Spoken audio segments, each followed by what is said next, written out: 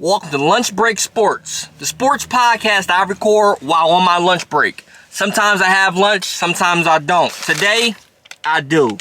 So let's talk some sports. So number one on the list I want to talk about. First off, let's talk about some baseball. My Mets. They looking good right now. I know it's still early. I know baseball is a long season, 162 games. But we're sitting nice right now. We got the best record in the NL, the National League, and we're number one in the NL East, obviously. Right? Lindor's playing good. He has a broken toe, but he's playing through it. Then you got Juan Soto. He's not at his full form right now, but he's doing good enough. Like I said, it's still early. You don't want to heat up until like August, September, I want to say. But the MVP right now is Pete Alonso. Pete Alonso is doing crazy things. Pete Alonso might win the National League MVP if he keeps playing like how he's playing. So I'm very happy with how the baseball season's going. I know it's early, but we gotta keep things rolling. Keep things rolling. We played the Dodgers twice already. I actually been to one game when they came to New York. It was the Sunday night game. We won. We won that series. Then we won that series 2-1. And then we went out to LA and the series was tied 2-2. Which is unfortunate because both losses, we had a chance to win both those games. But it is what it is. We're sitting nice. I'm going to a game in the near future, whether it's in New York when they come to Philly. I can't wait for that. But the Mets are looking good.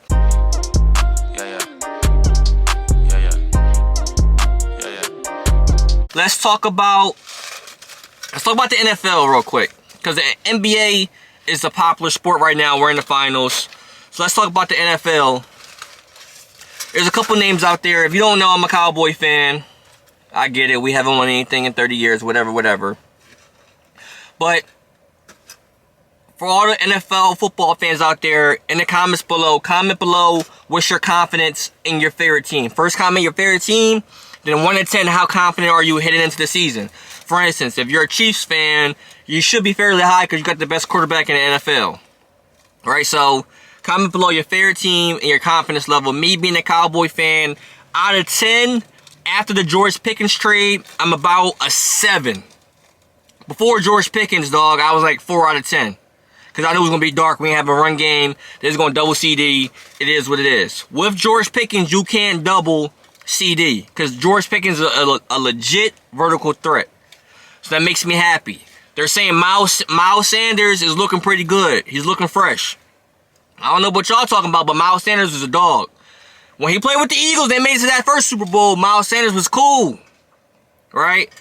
And then he didn't get the contract he wanted, so he went to Carolina. And then he got beat out for the starting spot. Maybe it was the scheme, who knows? But thus far, Miles Sanders has been looking pretty good. Aaron Rodgers signed with the Steelers. I always thought Aaron Rodgers was a dog, especially being a Cowboy fan. When he was with the Packers, he always killed us. But last year with the Jets, he was terrible. So, signing with the Steelers, I don't know what that means. That receiver room isn't the best. I saw things like they're trying to get Scary Terry from Washington because Scary Terry's getting mad with his contract situation. So I see Steelers fans want to take him from Washington. I don't think that's going to happen. But Aaron Rodgers with DK Metcalf, that's pretty much all they got. They ain't got Najee Harris no more. So that defense is always strong. But yeah, Aaron Rodgers went to the Steelers. We'll see how that works out. Only thing I'm looking for is if the Cowboys are going to sign anybody else. You know, Jair Alexander just got released from the Packers. Jalen Ramsey is still looking for a trade. So those are the two cornerbacks out there. I feel like our cornerback room needs a lot of work.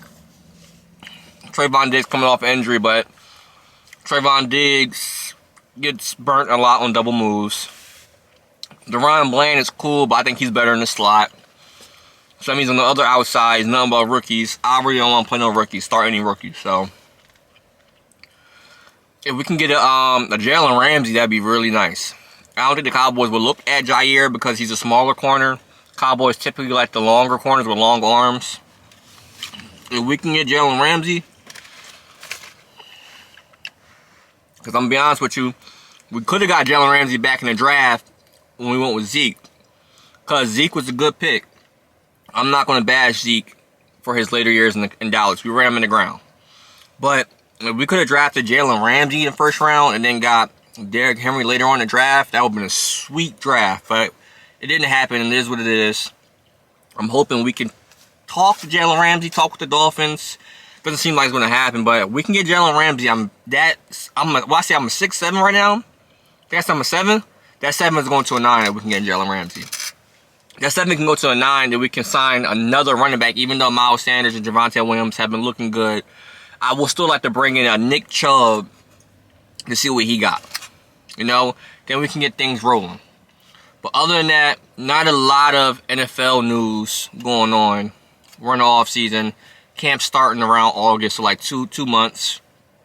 But every day, whatever news drops, we'll talk about it. But now, with the moment we're waiting for, the NBA Finals, Game 2 happened last night.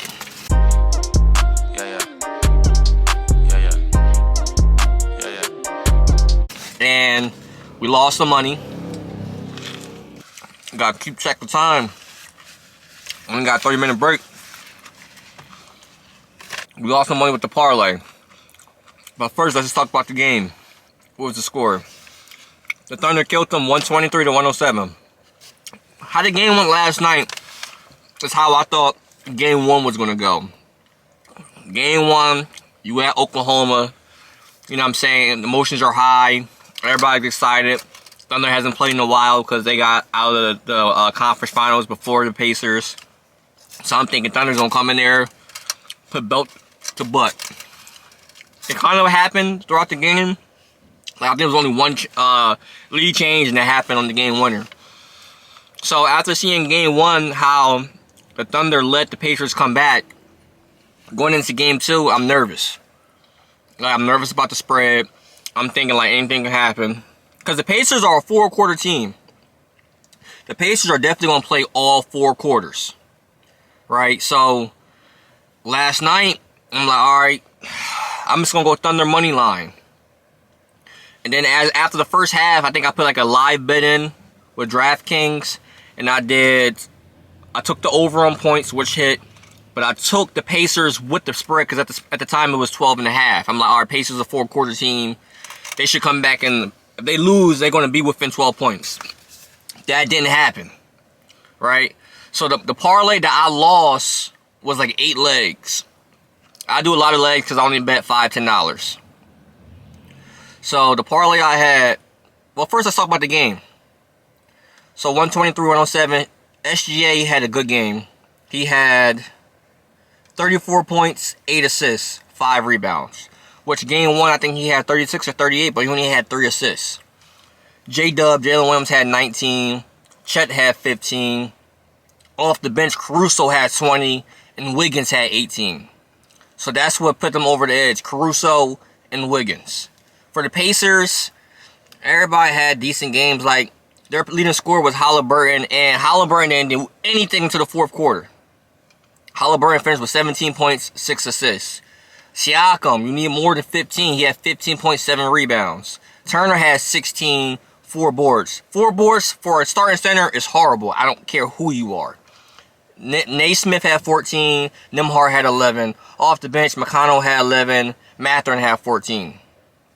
Right, so going into it, I'm thinking there's no shot that the Thunder loses. They're not going down 0-2.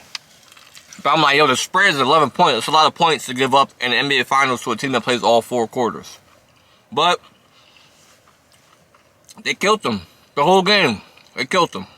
So my parlay, my main parlay that I lost, and the crazy thing is I had a TikTok. I said going into the game, these are the 8 legs. These are the 2 legs I'm nervous about. And the 2 legs I was nervous about didn't hit. So I had Oklahoma City money line. That obviously hit. I had SGA 30 points. He had 34. It hit. I had Chet 15 points. He hit 15 on the head. And he had like all those in the first half. So he started out strong. He disappeared. But he hit the leg. 15 points. I had Siakam 15 points. He had 15. I had Miles Turner 10 points. He had 16. I had Nembhard over 14.5 combo, points, rebounds, and assists, he had 19. So we sitting good at 6 out of 8. The 2 legs that didn't hit, that I knew wasn't going to hit, was Lou Dort, 10 points, and Miles Turner, 6 boards. Let's talk about Miles Turner first. I'm like, yo, he's a starting center. Starting center.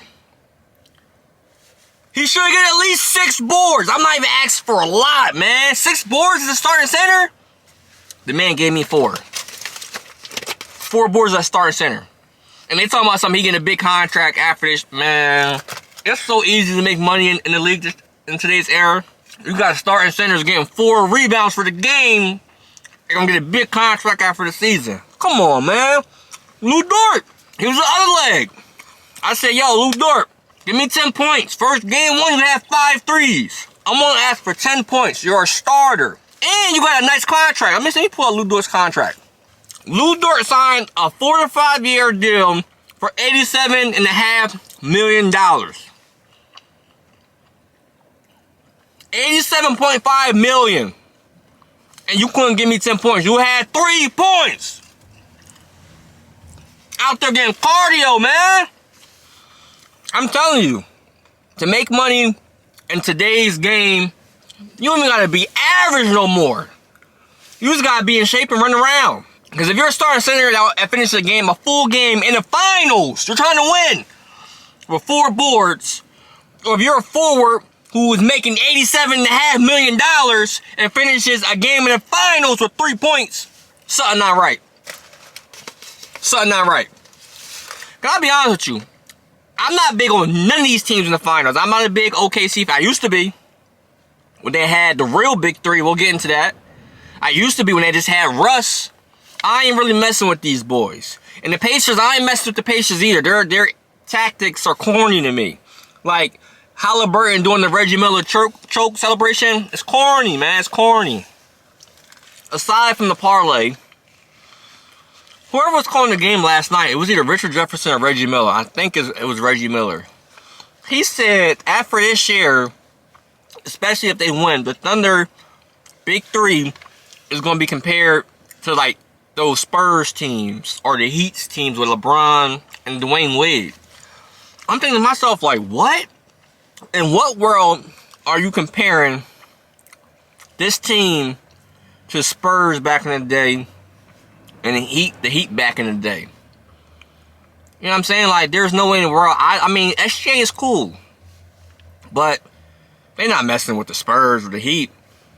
And then they had a comparison, like, on the screen, the Big 3 this year, which their Big 3, they're considering SGA, Jalen Williams, and I think they said Chet is their Big 3.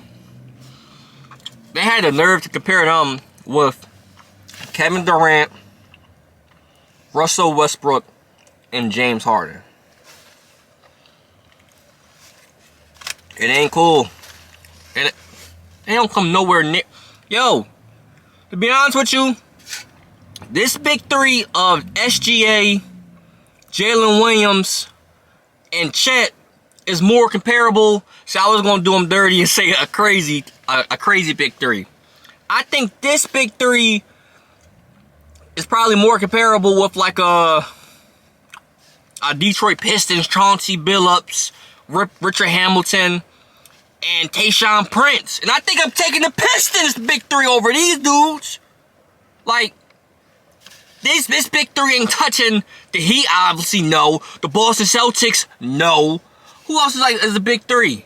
I think this Big 3 is on the level of Chauncey, Rip Hamilton, and Tayshaun Prince. And that's no disrespect. Because the Pistons, they were champions. They took down the big bad Lakers. So it's actually a compliment comparing them to them. But y'all paying these comparisons with Kevin Durant, James Harden, Russell Westbrook, boy. And the last thing I want to talk about today on episode 1 of Lunch Break Sports is me and my coworker.